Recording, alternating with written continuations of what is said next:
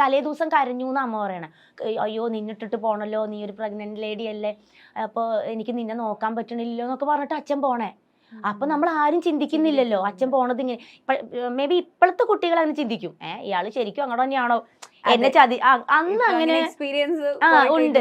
അന്ന് അങ്ങനെയൊന്നും ഇല്ലല്ലോ. അന്ന് അമ്മയ്ക്ക് അത്ര പഠിപ്പും ഇല്ല, അങ്ങനെ ലോകകാര്യങ്ങളൊന്നും അറിഞ്ഞുകൂടാ, അങ്ങനത്തെ ഒരു ഇതായിരുന്നു. അപ്പൊ അച്ഛൻ അങ്ങനെയാ പോകുന്നത്.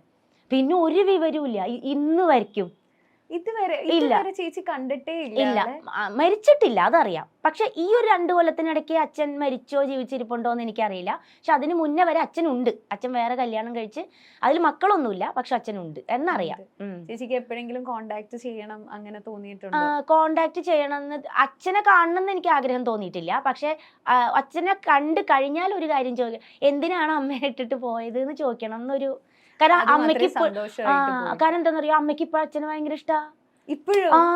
നമ്മളൊക്കെയാണെങ്കിൽ വെറുക്കില്ലേ, അന്ന് അയാൾ ആ സിറ്റുവേഷനിൽ അങ്ങനെ